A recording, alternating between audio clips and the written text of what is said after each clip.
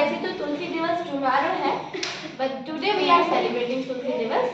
तो क्यों मनाया जाता है बेटा? एक वृंदा नाम की स्त्री थी, है ना, वो बहुत धर्मात्मा थी, बहुत ज्यादा पूजा पाठ किया करती थी। और जब वो बड़ी हुई तो उनकी शादी जालंधर नाम के व्यक्ति से हो गई। दो कुल होते हैं, देवता कुल और राक्षस कुल, है ना।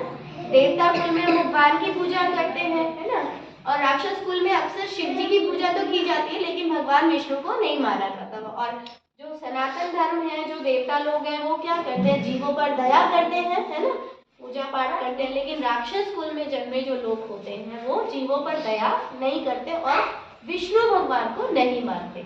लेकिन जो वृंदा थी वो विष्णु भगवान की बहुत बड़ी भक्त थी और बड़ी हुई तो उनकी शादी जालंधर नाम के व्यक्ति से हो गई। फिर भी वो पूजा पाठ करती थी और वो पतिव्रता थी, है ना, अपने पति को बहुत ज्यादा वो चाहती थी। और फिर देवासुर संग्राम हुआ, देवता और दानव का युद्ध वो चलता ही रहता था, बार बार हुआ था, है ना। इंद्र का जो पद है, इंद्र एक पद है ना, उसको पाने के लिए वो भगवान ही अपॉइंट करते हैं, लेकिन बार बार राक्षस ऐसे होते रहे हैं, जैसे हिरण्यकश्यप हो गया, रावण हो गए, कि वो उस पद को पाना चाहते हैं।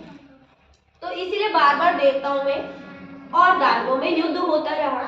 फिर युद्ध हुआ तो उसमें जालंधर भी पार्टिसिपेट किया, जालंधर ने। लेकिन जालंधर जो उनको शक्ति मिल रही थी वो किनसे मिल रही थी? वृंदा से मिल रही थी। और वृंदा से शक्ति इतनी ज्यादा मिल रही थी कि देवता जालंधर को परास्त नहीं कर पा रहे थे, डिफीट नहीं कर पा रहे थे, इसलिए देवता कंटिन्यूस हार रहे थे। फिर सभी देवताओं ने जाके किनसे प्रार्थना की? भगवान विष्णु से, कि हमें बचाइए, क्योंकि अगर जालंधर जीत जाता तो राक्षसों की जीत हो जाती, अधर्म की जीत हो जाती। तो भगवान विष्णु ने कहा कि इनकी शक्ति तो वृंदा है और वृंदा मेरी भक्त है ना, तो जब मेरी भक्त है तो मैं उसी का सपोर्ट करूंगा। लेकिन देयर वाज नो ऑप्शन, क्योंकि अगर जालंधर जीत जाता तो सृष्टि में प्रलय आ जाती, है ना, उल्टा हो जाता ना सब कुछ, राक्षसों की जीत हो जाती। तो देवताओं के बार बार आग्रह करने पर भगवान विष्णु को उनकी मदद करनी पड़ी। अब वो मदद करने के लिए वो क्या पहुंचे? वो जालंधर का रूप लेके वृंदा के पास पहुंचे। वृंदा ने उनके चरण छू लिए, तो उन्होंने सोचा मेरे पति विजय करके आए हैं वापस। तो जैसे ही वृंदा ने उनके चरण छुए, विष्णु भगवान जो जालंधर का रूप लेके आए हुए थे, तो उनका जो पतिव्रत धर्म था, वो सतीत्व था, वो भंग हो गया। और जैसे ही भंग हुआ वृंदा का, वो वहां पे देवता जीत गए और दानव हार गए। ठीक है, अब जैसे ही वो जीत गए तो क्या हुआ कि जालंधर का जो सिर था डायरेक्टली वो वृंदा के चरणों में आ गिरा, उनके महल में आ गिरा। तो वृंदा सारी कहानी समझ गई। तो वृंदा ने विष्णु जी से पूछा आप कौन हैं?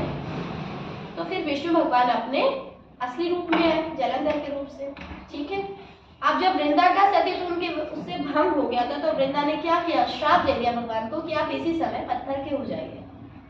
ठीक है, ये श्राप दे दिया कि इसी समय आप पत्थर के हो जाएंगे। और खुद भी वो अपने पति के सर को गोद में लेकर सती हो गई। सती आप समझते हो ना, सती क्या होता है कि जो पुराने टाइम में स्त्रियां क्या करती थी, अगर उनके हस्बैंड की या उनके पति की डेथ हो जाए तो उनकी चिता के साथ जो डेड बॉडी होती है उस डेड बॉडी को गोद में लेके उसी जलती हुई चिता पे जिंदा जल जाया करती थी। उसको सती होना कहते हैं। इसको भंग किसने किया था? राजा राम मोहन राय ने। ये स्त्रियों का अपमान है, इस प्रथा को बंद करो। इस बारे में बाद में डिस्कस करेंगे। तो जैसे ही वो पत्थर के हो गए भगवान, फिर लक्ष्मी जी आई। लक्ष्मी जी जो विष्णु जी की असली पत्नी है वो आई और सभी देवताओं ने प्रार्थना की इनसे, वृंदा जी से, कि आप ऐसा मत कीजिए, ऐसा मत कीजिए, क्योंकि जब आपने भगवान को पत्थर बना दिया तो सारी सृष्टि रुक गई ना। तो फिर उन्होंने प्रार्थना की, तो उन्होंने कहा कि ठीक है, इनका एक रूप पत्थर के रूप में रहेगा और उस श्राप से मुक्त कर दिया।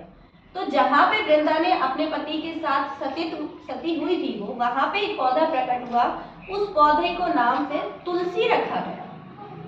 और भगवान विष्णु ने उनको क्या आशीर्वाद दिया कि मेरा एक रूप पत्थर के रूप में जो तुम्हारे साथ था, जिसको तुमने बना दिया था गोल पत्थर, वो शालिग्राम रूप में तुम्हारे साथ हमेशा रहेगा। ठीक है, तो इसलिए तुलसी में आप देखते भी होंगे एक गोल पत्थर आपकी दादी जी, आपकी नानी जी हमेशा रखती होंगी, वो शालिग्राम जी होते हैं, वो विष्णु भगवान का ही एक रूप है। तो इतनी है तुलसी जी की कथा।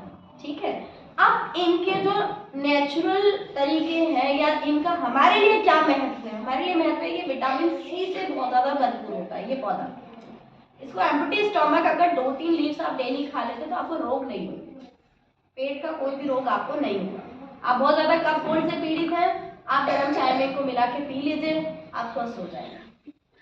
ठीक है, बहुत अच्छा होता है हेल्थ के लिए। आपके ब्रेन में भी ये बहुत ज़्यादा स्फूर्ति भरते हैं, नेगेटिविटी को खत्म करते हैं। तुलसी का पौधा जहाँ रखा हुआ उसके आसपास भयंकर रोग नहीं होते, घर के वातावरण को इतने ज़्यादा शुद्ध करते हैं। ये एंटीबायोटिक है, इतनी ज़्यादा महिमा है इस पौधे की, और इसको कभी भी गंदे हाथों से नहीं छूना चाहिए। वो आपको बता दिया ना रीजन क्या है, क्योंकि ये देवी माँ है, देवी का रूप है, इसको कभी भी आपको गंदे हाथों से नहीं छूना है। ठीक है, और इनमें संडे को इनमें पानी नहीं चढ़ाना, ये ध्यान रखना है। ये तो आ गई आपकी स्पिरिचुअल बातें। अब जनरल बातें कर लें, मैं दूसरा बना दूँ। ठीक है, जनरल